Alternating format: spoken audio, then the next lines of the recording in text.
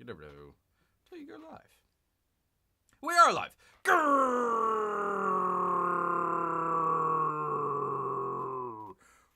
Greetings, humans. Greetings, and welcome back to another fun-filled episode. Bear here, 29-year veteran. At me in the woods, people. Don't you know? Gosh dang it, that's where bears live. And 7 out of 8 TikTok women, they would agree they'd rather see a bear in the woods and a man in the woods. It is YouTube's #1 show by a bear, your emotional support animal. Great to have all of you here with us here today. Let me take a moment here at the top of the show.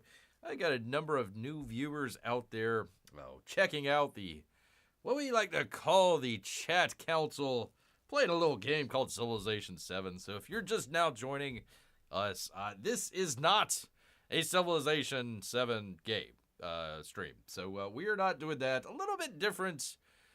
What we like to call kind of a variety show here. A little bit of, comics. Talk about comics. Oh, God. We talk about entertainment.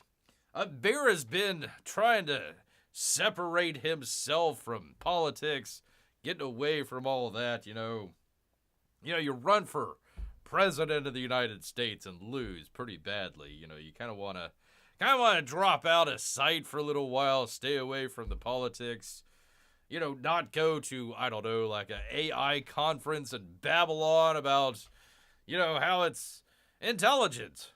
But, it's also very artificial, so, we got to keep that in mind and in context, how artificial the intelligence is in the computers.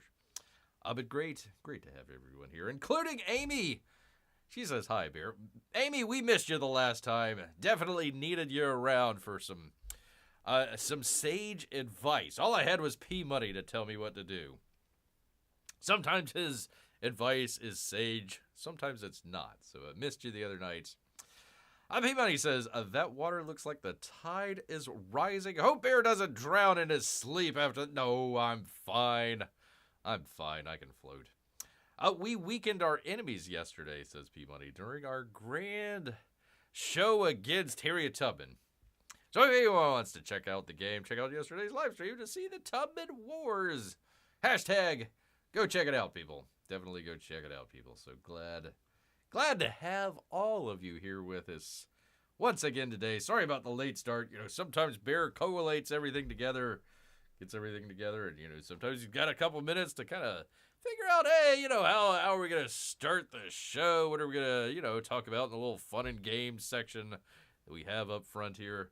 Other times, Bear is just, barely cobbling things together before we go live. So that's what happens. So thank you all, people. Thank you all for hanging out with old Bear here. Let's get to it, people. Oh, good God. Do we? Let's just go ahead. Let's start it off here, people. By the way, go check out Gary Shipman's Titan Mouse of Might, My Asthma, on the old Indiegogo, if you can find it. Do go check it out. I've got the link in the description. You can go check it out. But go check out Gary Shipman's stuff out there. I don't know. People, should Bear go there or shouldn't he not? Shouldn't he not? Should Bear go there or not? Let Bear know in the old chat. Gosh dang it, I want to stay away from the drama for your mama. But just in case somebody out there wants Bear's opinion, we can do that. Of course, Cyberfrog as well. 801. 802. 801, 802, as they say. So congratulations, sir. Just crossed over 800. Good job. And of course, keeping an eye on Eric Ninaltowski. He's only got 12 days left. He's got more days left than he does backers, people. So if you want to check out his art book, you're going to need to get on it, people. I think he is... The floor is set, pardon me, here at 5K. So make sure you check that out and tell other folks about it as well. All right. Let's see. We will... thank you, P-Money. Thank you so much. We will get to it here with Shane Davis. Shane Davis, you'll know that Bear is a professional because he did not say shaved anus. I want to make that clear, people. Shane Davis. And the lovely Yanzi Lynn, saver of Bear's camera at the infamous Tampa Bay Comic-Con. He says the next stretch goal and an art update. Hey there, 9 Lives comic backers. Thanks for getting us to 265K. Wow. Every book backer is now getting the P-Terror. P-Terror. P-Terror. You know, it's a P-Terror. You know, when Bear late at night has to use the restroom and, you know, the seat is in the down position. There's not a whole lot of light going on around there. There's a lot of P-Terror going on. But apparently this is something else. A P-Terror trading card drawn by Chris Graves, who also happens to be drawing a story in our supplemental book for the campaign. And then next stretch goal, 275. They're going to be sending all the book backers a mini poster featuring artwork by Anthony Gonzalez Clark. I've submitted this awesome piece for INglorious Rex 2. What is going on with his face? What the hell? I'm not sure. I don't. Okay. Well, anyways, there is that. He's also got a page here. Let's check that out. Pretty good, people. Some nice line work and inks going on. A lot of action going on. I believe it is. God, what was his name? Oh, I forget. They said the name so many times in the first book. I should remember this. Anyways, the main character looks like he's fighting his brother. It almost looks like the guy from Street Fighter. What's his name? Guile, right? The American one that you could choose. It kind of looks like him. The brother does. Anyways, I got some good action going on there. Some fighting and action going on, people. Fighting and action. Well, I'm P-Money, so I assume P-Terror is the same. Probably the old P-Terror. Merch fulfillment is set to begin in April. If you need to update your address, please contact them ASAP. And we always mail out our merch before we mail out our comics. So if you want to get one of those Tiger Cap 9 Lives comics, now's the time. They're closing out the campaign at the end of the month. Towards the end of the month, so be sure to back if you have not. There are the links. It's down in the description, people, so it's already down there. Already down there for old Bear. Thank you, as always, for believing in 9 Live Comics, because we believe in you. Aww. Right here, the feels. Right here, the feels. A Guile, played by the great Jean-Claude Van Darn. Van Darn. Cannot say his real name, unfortunately. So, anyways, there you go. If you want to check out a cap, I can continue to move on without going into much commentary, people. But I got to do it, people. I got to at least talk about this here. So let me bring it up. Thing with the thing. Nope, not that. Come on, Bear, for crying out loud. Ay. One of these days, we will do a professional show. It's not going to be today. Not going to be today, people, but it will eventually, possibly, be a professional show. From Dan Fraga. We have not heard from Dan Fraga in a long time. And, oh boy, there's a lot going on there. Hail Black Flag fans. That's why Bear is a professional. You can say Black Flag. Hail Black Flag fans. Why do we got to do the hail? Really? The hail? Do we got to go there? With war campaign, for crying out loud? Are we still doing that? I live by a simple mantra, says Dan Fraga. Be and do your best. It's easy to say, but gosh darn it, it can be hard to do. And I won't pretend I've always lived up to it, but I strive for it. Every single day, he says. This book, your book, has been taking a long time in the making. The road to completion hasn't been smooth. There are pitfalls. obstacles and setbacks. Something that shook me to my core. One of the biggest losing my ability to draw. I can't even put into words the terror that came with that. Imagine knowing that everything you built, everything you love, could be slipping away, people. On top of that, I've got a family of 7. Holy moly. Like 5 of them are crisis actors. Depending on me, I had to make sure. I'm kidding, by the way. I had to make sure they were taken care of. I took on a day job that didn't require me to draw full time, giving me space to figure out what is wrong. Holy moly, this is a novel, people. And we did. Severe canal stenosis. A spinal surgery followed, and while the tremors are mostly gone, the pain in my neck apparently is John Malin. And shoulders is something I'm still battling. So he says, so now what? I keep pushing forward. My contract for the day job is almost up, and once that ends, I'm all in on finishing Black Flag Pineapple Perception. And it won't be an hour here, an hour there. And here is the promise. Even if I say hail, I'm not risking doing a salute. Very smart of you. I have about 24 pages left out of the 64 total. So he is like 2/3 done. Am I reading that right? About 2/3 done. And I am proud of every single one of those pages. My book is my legacy, and I'm eternally grateful to me, Bear. Thank you so much. I appreciate you. And the fans who have supported this campaign. Huge thank to the bros. EVS Malin. Are we sure about that one? Cecil. AZ. I have no idea who that is. Gary Shipman. Tug and Atska.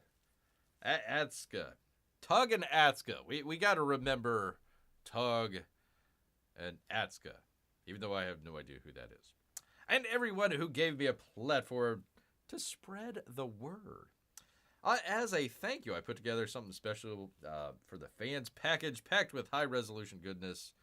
I should have clicked on that beforehand, but I did not. But I do got a nice little page here if you want to check it out. There we go. Maybe a double page. I'm not sure. From here on, updates will be more sneak peeks, no spoilers, but enough to keep the excitement rolling. Which, by the way, again, as Bear said in the past, we've paid for the book. We've already paid for the book. You're putting out this stuff to keep people updated. You could probably put in the email, hey, spoilers ahead. If you don't want to look at it, just make sure that you know that there's spoilers ahead. But, it's like saying to the movie producer, I'm sorry, we can't tell you the ending of the movie that you've paid for. You just got to trust us. You just got to trust us here at the Joker 2. Folie de deux. We've got this under control, man. So yeah, I would say we need spoilers. You don't have to, but there you go. Maybe AZ is just thanking the great state of Arizona. I want to thank the great state, if I haven't already before, the great state of Arizona out there for all that they've done for Bear, including that thing and the place over there that has all the spicy food. Thank you, Arizona. We appreciate you oh so very much. Let's see. Thank you, Black Flag fans. Whew, got through that one, people. I almost got it, people. Almost got it. Black Flag fans. Your support means everything to me. See you soon. And he has a PS about his next update, the refund policy here, people. Let me find that. 1 second. Where is it?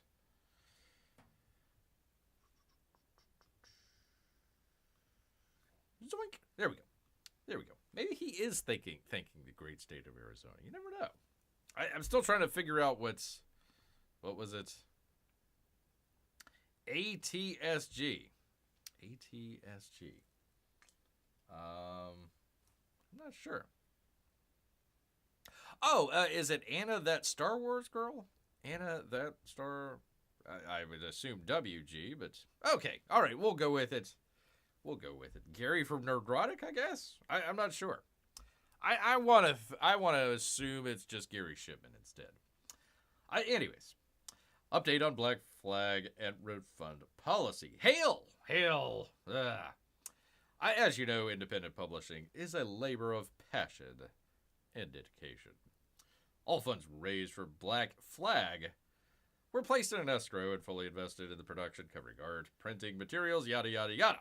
This ensures we deliver the highest quality book you expect and deserve, people. Because of this, I'm not going to give you any refunds. That said, I want to assure you that Black Flag is still in active production, and we are working hard to make it worth the wait. Still got to go through 20-odd pages, but okay. Your pages and enthusiasm mean the world to us, and we're committed to delivering a book that exceeds your expectation. I thank you again for standing with us on this journey. Your support makes Black Flag possible, and I can't wait for you to hold the finished book in your claws. That would be from Fragaboom out there. Fragaboom, Dan Fraga. There is a reason why he's putting all this out here. I don't... I really try hard to stay away from the drama, people, just for you. If you want Bear to just claw his way into there, you just let him know. I'll put my stink on it. But anyways, there you are. If you got your Black Flag book a while back and wondering what the heck is going on, man, well, there you go. Well, at least he's saying no refunds. I guess that's better than just not giving refunds. I would assume it would be the same thing, but yeah, there you go. I'm not going to give you any refunds, but I'm not giving any refunds. So I don't know. Listen, there's a whole story behind it. There's reasons why people are asking for refunds right now.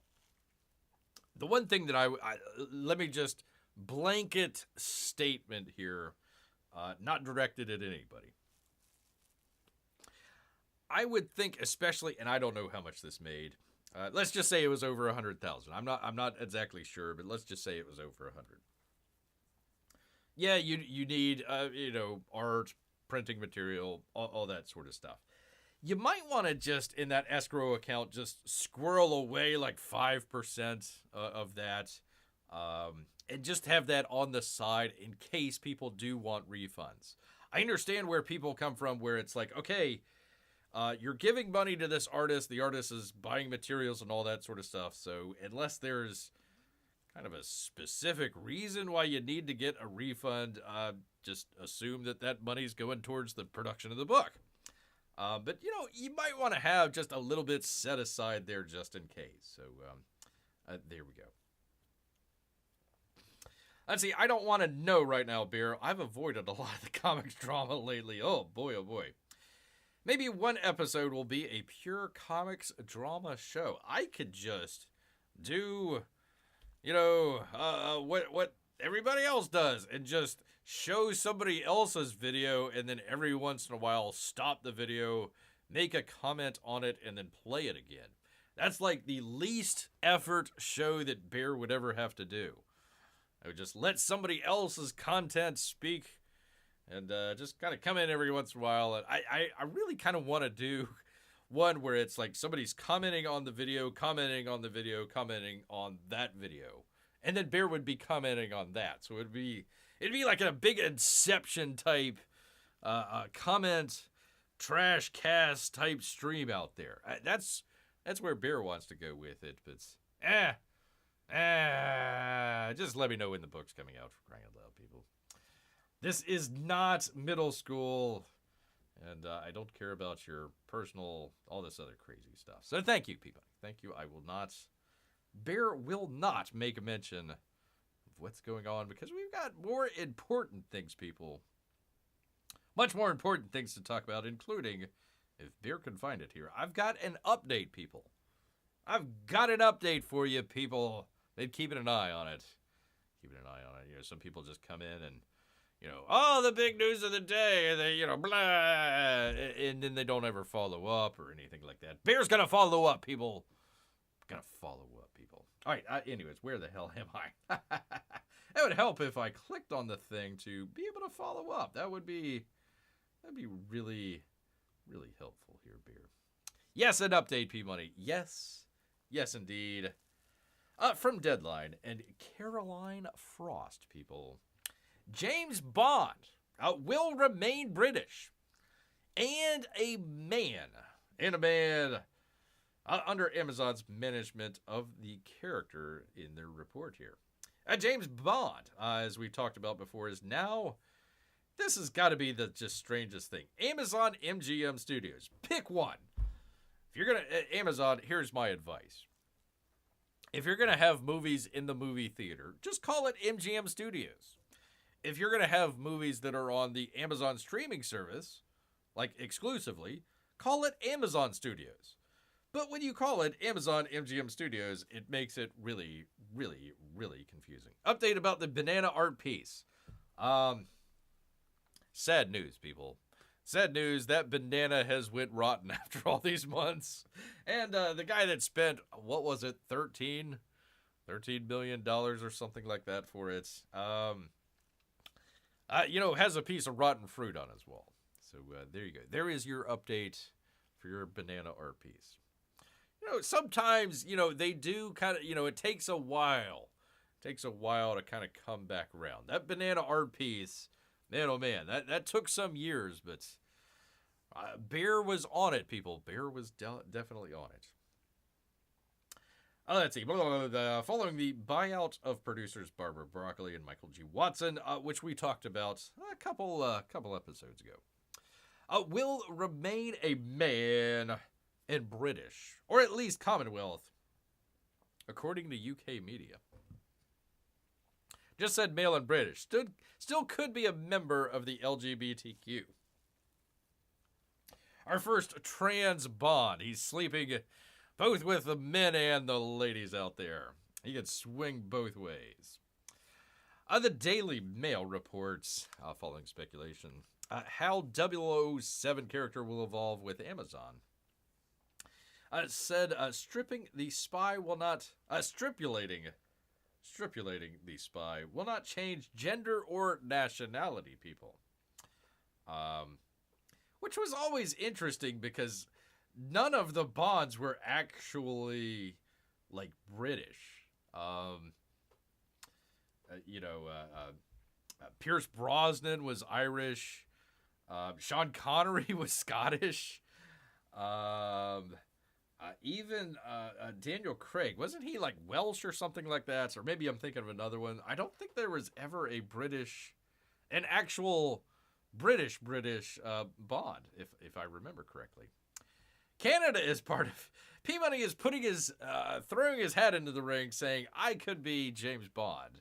Canada is part of the Commonwealth.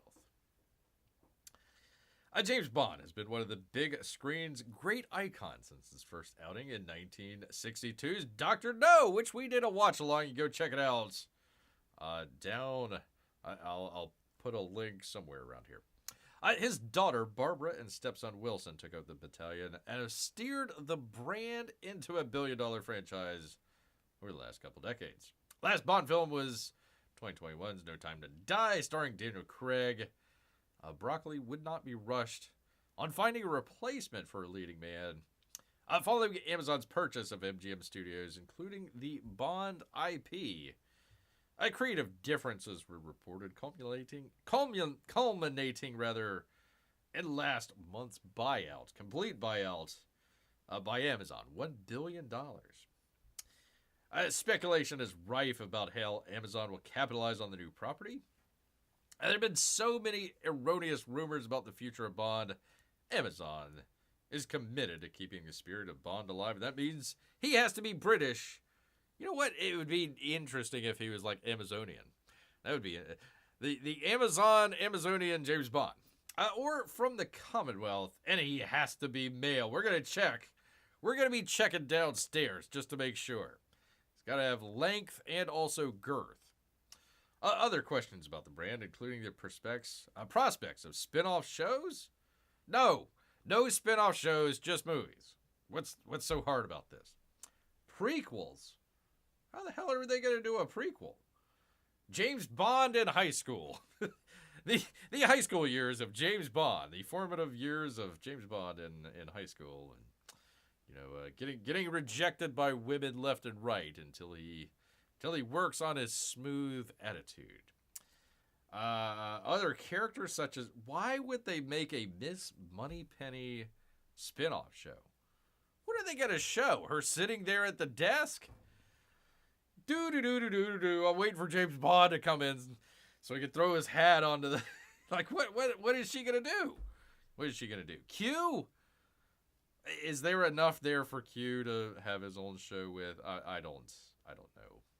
M? Maybe M. I would like to see maybe, like, if they're going to do a prequel, have maybe, like, if they're going to keep it modern, maybe have, like, a M prequel, what, like, in the 80s, 90s, 2000s, maybe? Have him there and maybe kind of, like a young James Bond, maybe? Maybe that could work? Maybe? I'm not so sure. I'm not so sure about that.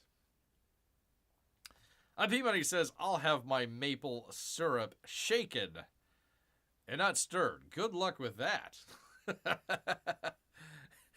I can see the bartender trying to shake maple syrup. Spectre, you hoser, your hockey terrorist will never eliminate our beavers, eh? No doot about it. No doot about it. By the way, I wasn't going to get into it, P-Money, but unfortunately, the crack-smoking brother has apologized to the American people amid the tariff war, saying, I love the American people. I would never shut off electricity to America, and I apologize for my crack-smoking brother as well. Ontario. What the hell is a premier? I have no idea what that is. Is that like a mayor? Ontario premier. Or is that like a governor? I guess maybe a governor. Ontario premier. Whatever. Doug Ford. Not to be confused with whatever his brother's name is that smoked the crack, people. Smoked the crack. He's like Canadians' version of EVS. There you go, people. There you go. Like a governor, eh? Like a governor. Okay, so the Ontario governor, Doug Ford, apologizes to Americans amid tariff war. I love, that's that fella right there, the non-crack smoking governor of Canada. We're going to get through this. We're stronger together. We'll all be united. Yay, us in Canada. The late, not-so-great Toronto mayor, I see, Rob Ford. Is he dead? R.I.P. R.I.P., Rob. R.I.P. You're probably still spinning in your grave from all that crack you smoked. All the crack. I don't know anything about any of these guys. I just know the guy smoked crack. That's about it. That's about the knowledge that Bear has here, people. I'm sorry, I just don't keep up with... Been trying to stay away from American politics, and I've definitely not kept up with Canadian politics. Smoking crack in the sky, R.I.P. Poor Rob. Poor Rob out there. Died doing what he loved best, smoking crack. Oh, boy. I don't even know the history behind that. I just know that he smoked crack. All right, people. We've got other non-crack smoking, possibly related stories out here, people. Including from Variety. And how do you pronounce this? What the heck? Kari Erickson. I don't care, people. It's somebody at Variety. Mickey 17, which we talked about the last time, is just the first big risk for Warner Brothers. They must take. They didn't have to, but they must in 2025, people. The tepid, as they say, 19. They were hoping They were hoping for like 20 to 22 last beer checked. And wait a minute. That was in the infamous show that shall not be named because, you know, it had a, you know, a certain thing going on. Well, I can't show it here. The Powerpuff Girls yanked from YouTube. Nobody can see it. Nobody can see it except for you when it comes out in about a week or so on the archive, people. So go check it out. Keep an eye out on the old archive, people. But yeah, we were trying to talk about it the last time. If you were here with us, you would know what Bear's talking about. If you weren't, well, I'm sorry. You can't go and watch the show. But they were looking for, what, 22 or something like that $1 million. They only made 19. Mickey's 17 over the weekend led many to highlight its difficult path to profitability off of a $118 million budget. That's all right. Warner Brothers, $99 more million to go. I'm sure you'll get there at some point. Mickey 17, Mikey 17, whatever the hell. It's just the start of what will be a year of high, not crack, just high anxiety at the studio.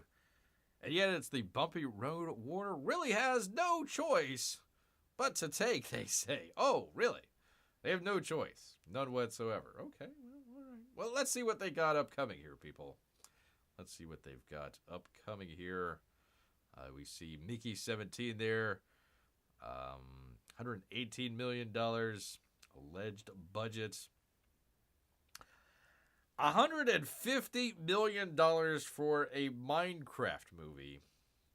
Okay. Sure. They spent $300 million on a F1 movie. Interesting that they do not give us the alleged budget for Superman. Interesting. Warner's also has more expensive tour gambles in the vein of Mickey 17 due later this year. Oh boy.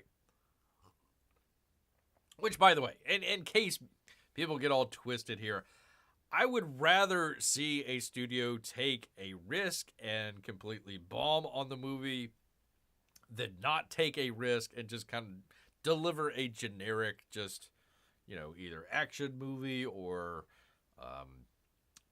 superhero movie, you know, your Marvel stuff nowadays. So I'd rather them take a chance.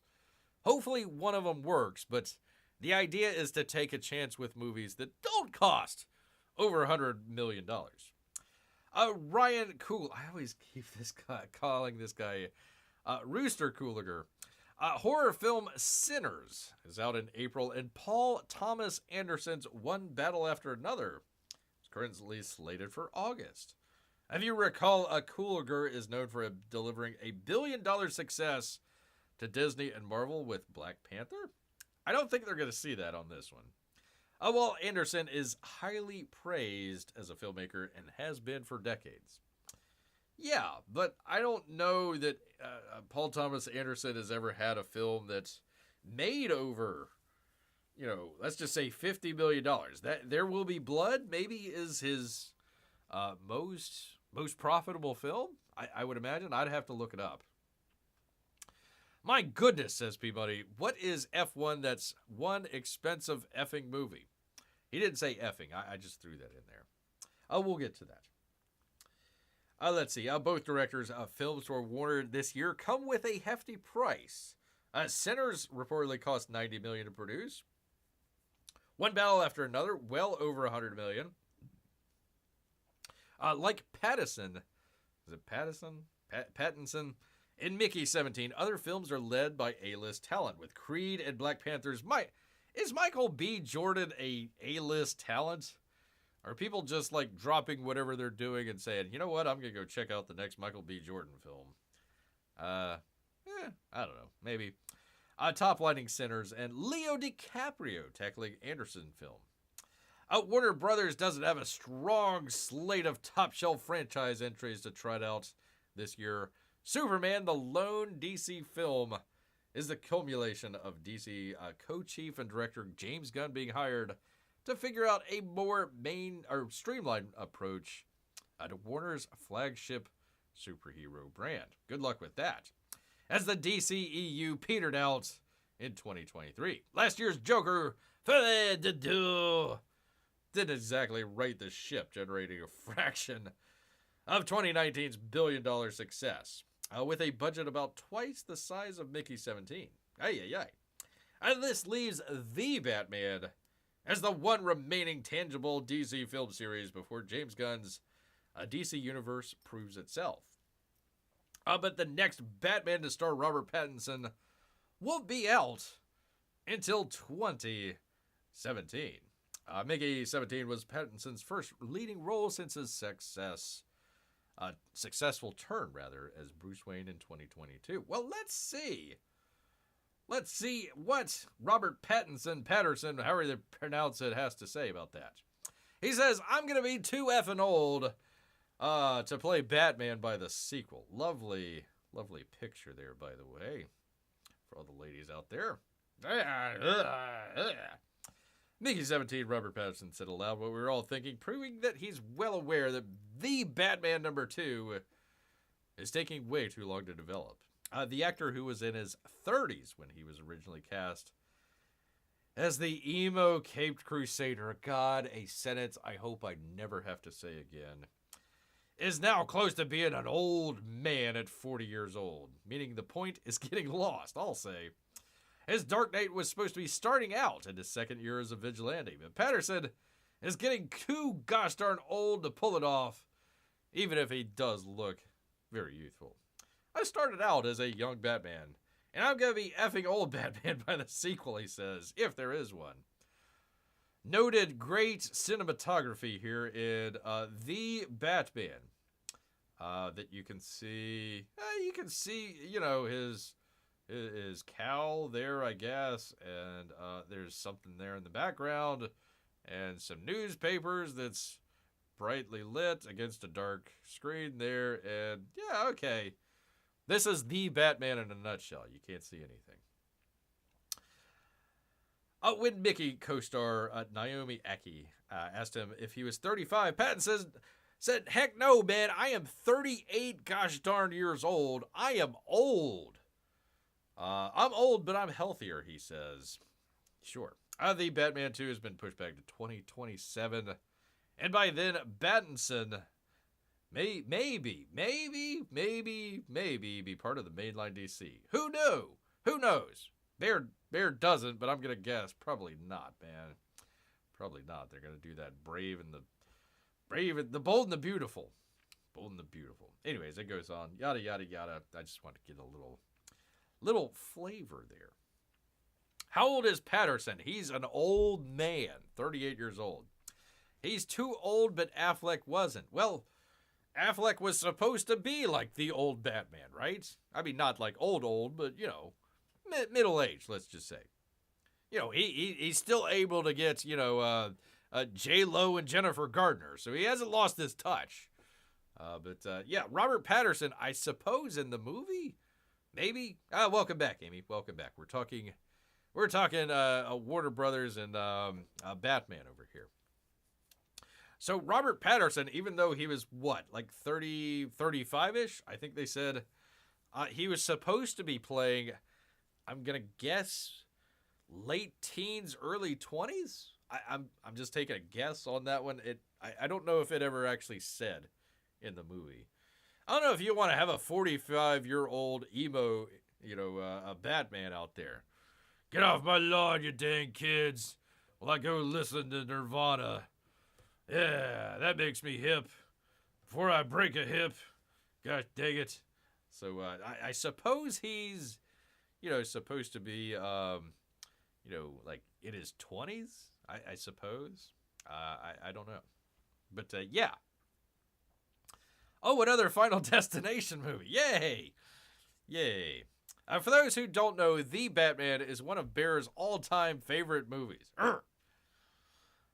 They're getting more lights for this Batman movie. One would hope.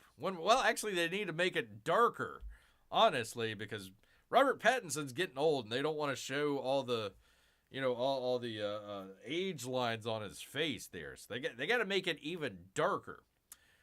that's gonna be the title. The Batman 2, even darker. There you go. What the studio does have, continuing back here, 2025 is a return to more dominant, affordable franchise, such as The Conjuring, Final Destination, and Mortal Kombat. Rather than setting piles of money on fire to bring back fantastic beats. Whew. But before scrutinizing Mickey 17 any further, the film must be put into context of other cash gambles currently defining the film business. So here you go. Apple reportedly spent as much as $300 million on F1. That would be Joseph Kosinski's Top Gun Maverick follow-up that stars Brad Pitt and is partnering with Warner Brothers to bring the film. So wait a minute. So that was the thing that I showed earlier showed that Warner Brothers spent $300 million. Apple spent $300 million on the film. Apparently, Warner Brothers is distributing it. So apparently, I don't know if they paid that much. I don't think they paid a whole lot. They're probably just using their distribution model to get that out there into the theater. So that would be Bear's best guess. Let's see. They go on. Captain America, Brave New World. We get Thunderbolts. Oh, boy. Another reboot of Fantastic Four to go next. Let's not forget the lead up to Warner's 2025 slate. ex-MGM execs. And that's the people that are running it now. Abby and DeLuca were specifically tasked with bringing back top filmmaking talent to the studio, including Bon Joon-ho, whose Parasite was the first foreign language film to win Best Picture in 2019. Warner's investing this much in Bong for Mickey 17 was simply the logical move in the wake of Christopher Nolan's exit from Warner's. Well, instead of losing $100 million, you could have just gave Christopher Nolan an extra, $50 million for his movie and not, sending it straight to the streamers like he didn't want. So that's why he beat feet and went and won an Oscar for a tiny little film called Oppenheimer. So good on you, Warner Brothers. I'm sure Pamela Abdy and Michael DeLuca, they know what the heck they're doing. We're going to burn $100 million instead of giving Christopher Nolan 50. There you go. Anyways, there you are, people. Warner Brothers, once again, burning through money. Let's take a look. There we go. F1, that's the outlier there. Although I bet you they spent probably pretty close. What would you think that they spent on Superman? What do you think Warner Brothers spent for James Gunn's Superman? There's been reports out there that it's like $300+ million that they spent on it. I don't know where they spent that money because it sure doesn't look like. Where is it? Hold on. Where is my Superman? Where's my Superman? It really doesn't look like they spent $300 million on Superman with the weird face going on there. So I don't know, but I bet you they spent quite a lot. Batman, Return of the Itty Bitty Booklight, says Amy. Yeah, you can barely see anything in that gosh darn movie. I'll give James Gunn credit for this. You can see Superman. Unlike The Batman, where you just couldn't see a gosh darn thing. Whoa, says P Money. Top Gun has another sequel coming out. No, let me go back to it. Thing with the thing. Maybe I read that wrong. Let me find it here. 1 second. No, it's his follow. It's probably a badly worded sentence, which we should kind of expect from a variety out here. But no, it's his next film. It's not a sequel to Top Gun. It's just his next film called F1. That's it. Another sequel coming out, and without Tom Cruise. Do they think this will be... They're just going to replace Tom Cruise with Brad Pitt and see if anybody notices. No, it's a completely different movie. It has to do with race cars. It has nothing to do with fighter jets or Top Gun or anything like that. Amy says, the newest Superman. Probably spent at least $100 at a pudding cup. A pudding cup for old Superman flying around in the North Pole there. Probably still spending, which is why they haven't announced it yet. There are rumors that they are doing a bunch of reshoots. So that's it. It could be a possibility, P-Money. Definitely could be a possibility out there for sure. For sure. Cars are not planes. It's a different movie. Unless it's like a school for F1 drivers to become the best. And then all of a sudden the instructors, have to go out on the racetrack with a bunch of rookies to beat, the evil Russian race car driver out there. He's got better race car, race cars. So they got to make do with old race cars. And I don't know. I don't know where I'm going with that, Amy. But yeah, there you go. There you go. Well, speaking of one, they spent how much for that? To another, they were going to spend how much for that? We've got from, pardon me, Superman. Pardon me, sir. There you go. That sounds like a fun movie, says Amy. Yeah, not bad. I could make it for, I'll make it for the low price of just $100 million, Amy. That's right. Well, 100 plus whatever the catering budget is. I can't, we got to leave the catering budget to the side there, people, just in case. From Variety and Zach Sharf. What a great name. George Lucas axed a Star Wars series. It was going to cost $40 million an episode. It would have blown up the franchise, and Disney would have never bought Star Wars if it got made. A bargain, says Amy. Yeah. George Lucas. The sand. Oh, the sand. Everywhere is sand. We're going to learn the backstory of the sand. George Lucas Star Wars producer Rick McCallum recently appeared on an episode of The Young Indie Chronicles. That would be a podcast, people. Who knew? And teased what would have been Star Wars Underworld, which I think I've heard it in the past kind of described as what would happen if you took Star Wars and the TV show The Wire and merged them together. It was kind of supposed to be that sort of deal. $40 million an episode. How long were the episodes? 30 minutes? Maybe an hour? An ambitious television series that was one of the last Star Wars projects Lucas was working on before he sold the franchise to Disney in 2012 for a low price of $4 billion. The series was set between the events of a Revenge of the Sith and A New Hope, and would have acted as a bridge between the original Star Wars trilogy and the prequel trilogy, the latter of which McCallum produced. I think we had over 60 scripts. Holy moly, that's a lot of money. Like third draft scripts, that just means that it was really far along in the process. McCallum says, noting they brought, quote, the most wonderful writers in the world to Lucas Skywalker Ranch that map out and pen the series. And then Disney says, what? Scripts? Writers? We don't need those. Get them out of here. They were dark scripts. They were sexy scripts. They were violent scripts. They were absolutely wonderful, complicated, challenging scripts. Disney didn't want any part of that, apparently. McCallum stopped short of providing plot details for Star Wars Underworld, which, again, was supposed to be like Star Wars and The Wire, is what Bear has heard in the past.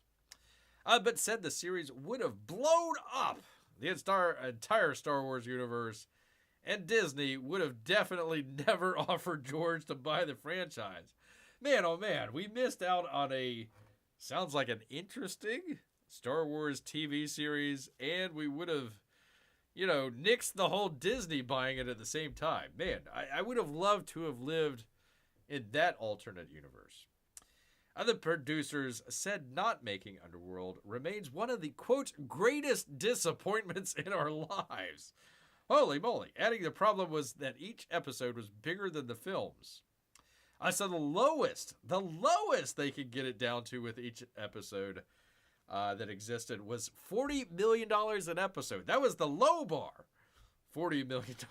Holy moly. And who knows how many usually back then, 2012, that would have been a 20 to 24 episodes. So 40 times 20, that's getting up there, people.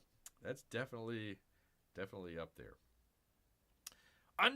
Underworld, Star Wars. So a movie about the pit Fett fell into. I can see us making an origin story about the creature. Oh, God. Maybe Disney. It sounded like Lucas wanted to do something completely different. Amy says, you can't know that everyone would have loved your $40 million show. No, not $40 million show.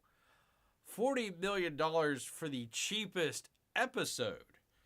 Again, 40 times 20 episodes. So you're getting quite up there. You're into your $800 million range there. That's quite for one season. The series effectively died when Disney purchased Lucasfilm, and Lucas exited his post at the company. Caffeine Kennedy, who joined Lucas in 2012 as co-chair, alongside Lucas, was named company president, and it all went downhill from there. She'd bring Star Wars to television years later with projects such as The Mandalorian, which, again, they're trying to do Star Wars on the cheap. I think George Lucas understood that Star Wars is big. It is epic. It is grand. So trying to do it on the cheap, just wasn't going to work. So I think we've seen that played out. The Book of Boba Fett, Andor, which I've heard is good, but I don't know. Skeleton Crew, whatever. And the great films Last Jedi and The Return of Skywalker. Lucas said in an interview in 2020 that it was very painful selling his company to Disney and giving up control of the Star Wars franchise. At the time I was starting the next trilogy, I talked to the actors, and I was starting to gear up, he said. Let's see. I explained at the time about why he sold Lucasfilm to Disney. I was also about to have a daughter. With my wife, that's usually how it works, George. It takes 10 years to make a daughter. 10 years to make a trilogy.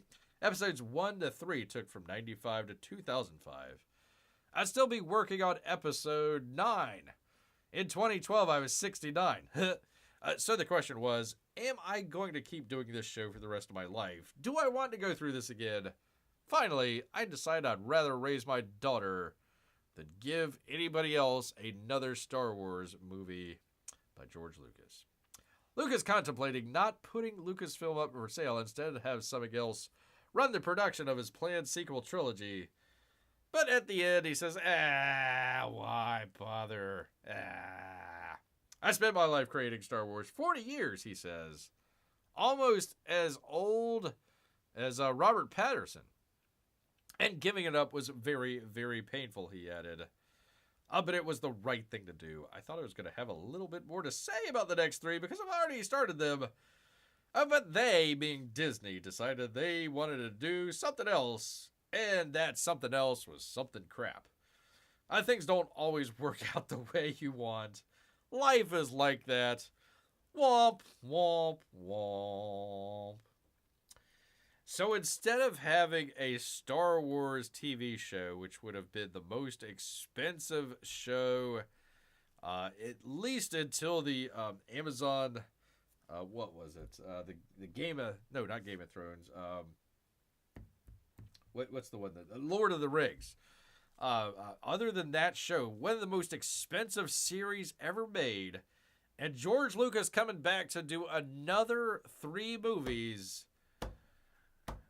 We get the Skeleton Crew and the Disney movie trilogy, The Return of Skywalker, and all that stuff.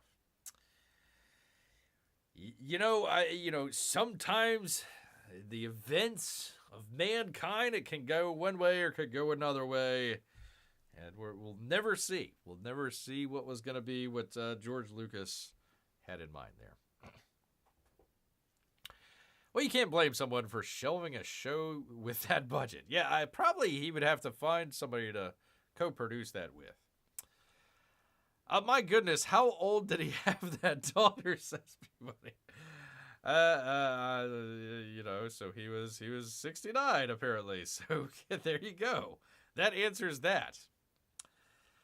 I was impressed with Trump having Barrett in his 60s. I give Lucas credit too. Lucas was getting it on, man. I mean, if you want to just picture it in your mind, George Lucas just getting it on with his wife at age 69, saying, you know what, I'm enjoying what I'm doing. I'm not going to do another Star Wars film or TV show, people. That's what Bear is here for, to put those little nuggets into your brain there, people. Into your brain, people. All right, and finally, people, speaking of nuggets, you might want to stock up on nuggets, people. From the New York Post. I'm sure P-Money is just enthusiastic to hear that. That and what's his face? Doug Ford, not the crackhead. It's his brother.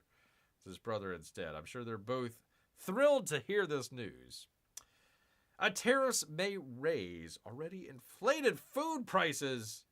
So here's what to stock up on, people. According to Brooke Steinberg over at the New York Post. She says there's no end in sight for the rising cost of food, unless you catch it yourself. Out there in the river with your own claws, people. Catch those fish with your own claws.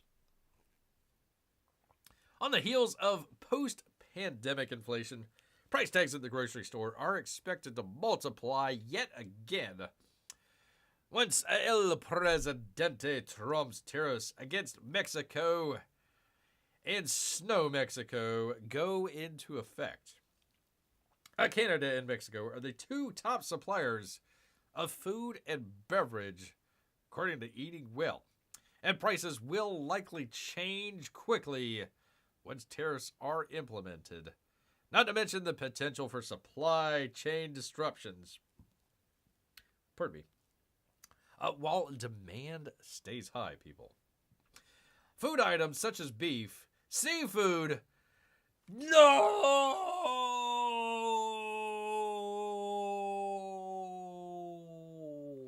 Why? Cereals, legumes, and maple products. Oh my God.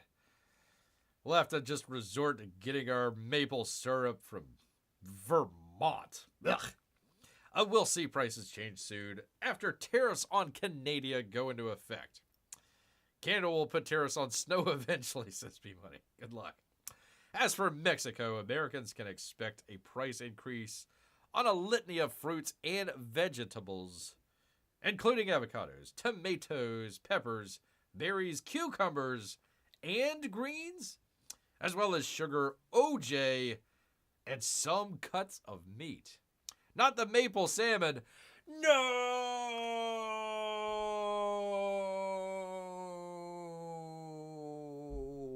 Why? Some people might be wondering if it's time to stock up on these foods. Remembering way back with the old Wu flu, where people are stocking up on things such as toilet paper. God, we remember that. You just go in the woods, people. You just go in the woods. My husband insists on walking around in the neighborhood in nothing but a bathrobe. I missed out on that news story. Man, oh man. I'm the world's most perfect woman. Not Bear. I'm talking about the story. I'm the world's most perfect woman. I've had so much surgery, I was stopped at the airport for my unrecognizable passport. I'm sure that's why you were stopped in the airport, for sure. According to experts, back to the story, it's always a good idea to buy in bulk what you consume regularly for better prices. Tariffs or no tariffs. But be sure not to get items that you don't regularly use so it doesn't go to waste. Wow, what a great. So buy things in bulk that you use, but don't buy things in bulk that you don't use. Thrilling. Here are some foods you should be prepared to stock up on before tariffs come into effect, people. That would be meat and seafood. No! Not my Canadian seafood. No! Honey, we are traveling to Ontario to go to the maple trees and get our own syrup, says Peabody. And crack, too, apparently. Let's see. According to the Department of Agriculture, that's our Department of Agriculture, more than half of fresh red meat imported to the U.S. comes from Snow, Mexico. What? It does? What about... They're taking jobs our American cattle should have. Well, not jobs. I mean, you know... They're killing Canadian cows that they should kill American cows for, or something. We'll work it out. I'm gonna workshop this. I'll workshop it, people. Canada also supplies the U.S. with poultry and prepared meats, including processed meats such as smoked sausage and cured ham. No! What will I do without my cured ham? As well as seafood, particularly shellfish. No! What will I do? Oh, that's right. I live on the Gulf of America. That's right. Oh, it's stocking up on meat and seafood. Be sure to put it in an airtight food storage bag. In the back of the freezer. It's going to last 3 to 6 months. After that, you're on your own. Vacuum sealed products and certain meats may last longer, people. So stock up. Stock up now, people. Time is running out. Canadian cows are more polite when you slaughter them than American cows, which gets you a lot of lip right before they go to the slaughterhouse. Nuts. Nuts. Nuts. While Vietnam is the largest exporter of nuts to America, Mexico comes in at number 2. So price increases can still be expected. Plus, when it comes to ground nuts, Mexico is the top exporter to the U.S., which can affect some gluten-free flour alternatives, people. Nuts can be stored in unopened product bags or in airtight freezer bags in the freezer for up to a year. So get your Vietnam nuts. Wait a minute. Get your nuts from Vietnam. Wait, okay. Get your... I don't know how to say this without it sounding dirty. People, go buy some Vietnam nuts before it's too late, people. Before it's too late. Canned legumes? No!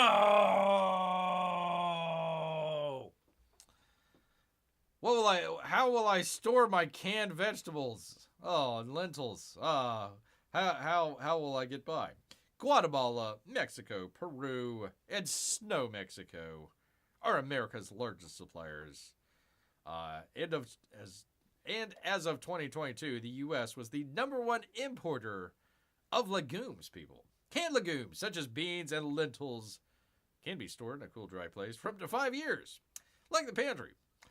Dry beans can also be stored in the pantry and will last for about 1 to 2 years. Get on it, man. Get on your legumes and beans, man, while the getting's good. Getting's good. Mexico will have to make an underground railroad to get their bits past America to Canada. I wouldn't be worried so much about that, P-Money.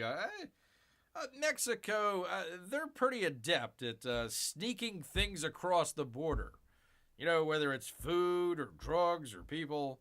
I think they got that pretty well wrapped up. So I wouldn't worry too much about it. Just kind of think of a Mexican Harriet Tubman out there. Fruits and vegetables. No! Mexico is the largest exporter of fruit to America. In 2023 alone, more than $11 billion worth of fruit was imported to the U.S. from Mexico. As for veggies, both Canada and Mexico play a big role in exports, with a combined $14 billion in vegetable exports to Mexico. To America, rather. They might do some as well to Mexico. I don't know. I bet some produce doesn't store well in the freezer especially vegetables. So it's best to buy frozen fruits and vegetables if you're going to stock up and buy in bulk, people. Frozen fruits and veggies are already flash frozen to maximize freshness and to preserve their nutrients. So you can't be like this lady. Take a drink here and buy it fresh. You got to buy it frozen or in a can, man. Mexican mafia are no longer trafficking drugs, instead trafficking cashews. Psst, psst, hey, you over there. Yeah, hey, come here. You want some black market beans? Huh? What about some black market vegetables? Seafood, perhaps? Come on, SA, you can do it. You can do it. I could see that. I could definitely see that, people. So there you go, people. There you are. Stock up while the stocking is good. And get your meats, seafoods, vegetables, and, of course, your nuts. Make sure you know where your nuts are at, people. Otherwise, you'll go nuts. You'll go nuts without nuts. Go nuts without nuts. Black market beef and cashews, says Amy. There you go. You got to have your... Hey, man. Hey, SA. Don't you want some black market nuts? No, not that kind. No. I'm not that kind of guy. No, just, like cashews, man. Cashews. Yeah. I mean, we can't afford meat already, so no real loss, says Amy. Well, it's going to be, 50% higher, probably. So just want everybody to know out there, it might, they're talking about, oh, yeah, tariffs, no big deal. Everybody else is going to pay for all this stuff. Not to be a bother. It's like, well, wait a minute. If we're getting tariffs placed on stuff, doesn't that mean the price is going to go up? Yeah, don't worry about it. Yeah, they'll buckle soon. Canadian will buckle under. Like, well, wait a minute. If we're using our tariffs, to supplement our income, what happens with, these other countries? What happens if they start to like the tariffs? And they're getting money too. I mean, what happens then? So, yeah, it's going to be fun, people. So, food prices on the way up, people. On the way up. Thanks to Mexico and Canada, a.k.a. Snow Mexico, people. And, of course, a government shutdown, likely. Oh, all right. I don't care about that. I want to know about the world's most perfect woman and getting stopped in the airport. Actually, I want to know more about the husband just walking around the neighborhood in only his, what was it? What was he walking around in? In a bathroom. I'd rather see the perfect woman walking around the neighborhood in nothing but a bathroom. But that's just bear. That's just bear, people. A bear with a dream, man. Just a bear with a dream, people. Enjoying my spring break. Relaxing. I would like to say, people, you got to the end of the show. So thank you. Thank you for bearing with Bear here. But if you haven't already... couldn't already tell. It's pollen season here, people, and literally Bear is covered. I'm almost yellow now, people. Literally almost yellow. I've been covered in pollen. It's affecting the old throat, the old nose as well. Ay. So thank you for putting up with old Bear here as he tries to struggle through pollen season. But we're enjoying the spring break and all the spring breakers coming down and getting sloshed and just passing out on the beach left and right. And, you get like completely burnt on one side of your body as you're passed out. And you're still white as the snow on the other side. So you look like half of a lobster out there. Half of a lobster. What? Oh my gosh, are you guys going to be okay? Asked Amy. Yeah, I'm fine. Oh, wait, hold on. Just glad you guys in Florida, you won't be affected by the Ontario cutting off the electricity. Yeah, they already walked that back, so I'm not worried about it. Plus, we've got our own electricity here. We don't need to get it from Canada. We've got plenty of sunshine. I think we can work it out. Are they getting their power back on soon? No, Amy, since you've asked, let me go back here. Let me find it. Thing with the thing. Luckily, Bear had it in his back pocket. If nothing else than to make fun of P-Money. But no, this guy here, Doug Ford, he was going to cut off the electricity. And then he did a 180 and says, I want to apologize to the American people. I spent 20 years of my life in the U.S. and New Jersey. Well, New Jersey, we'll count it. In Chicago, terrible. I love American people. I absolutely love them, he says. So they're not going to do it. We're going to get through this. We're going to get stronger. Yada, yada, yada. Said no, they are not going to cut off the electricity. Here we go. This interview just comes out after Ford stood down a tariff battle against Trump. He announced a 25% surcharge on electricity exports to the U.S., but then quickly suspended it after Trump responded with an increase of an additional 25% on Canadian aluminum and steel. Ontario's energy service price increase would have affected America's near the Great Lakes, Michigan, Minnesota, and New York, which, listen, go ahead. Be my guest. Be my guest.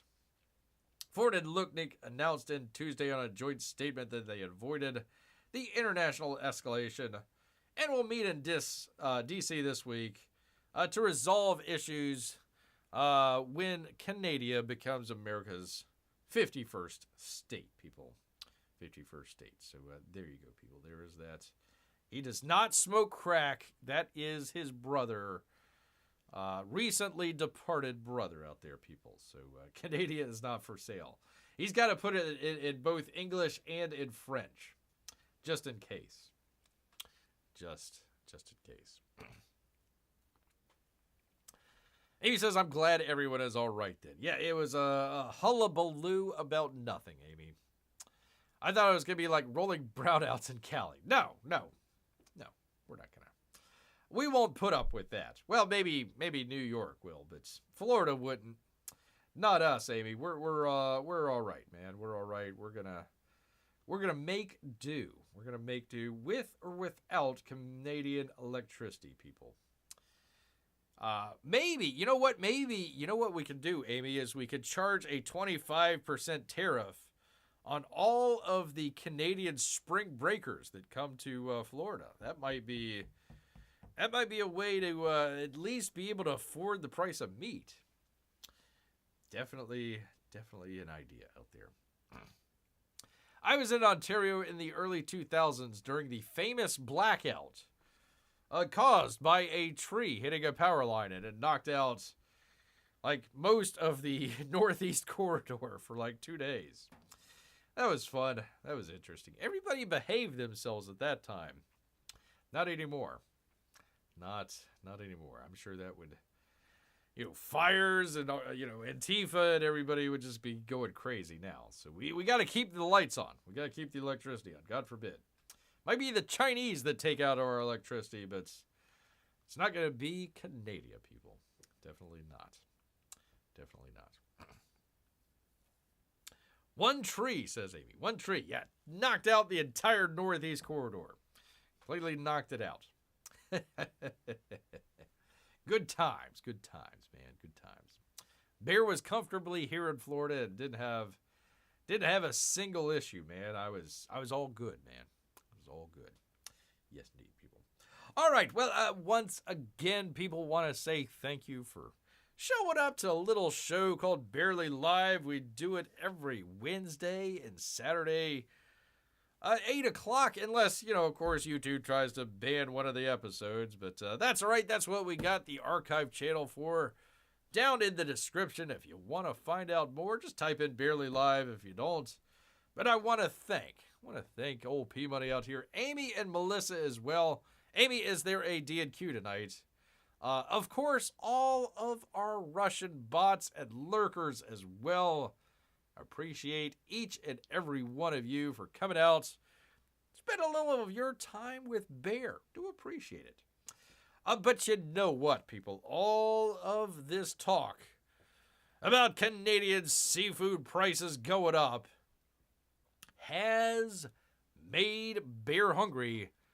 So he is going to head back, people, in into the woods. So until next time, people. Grrrrr.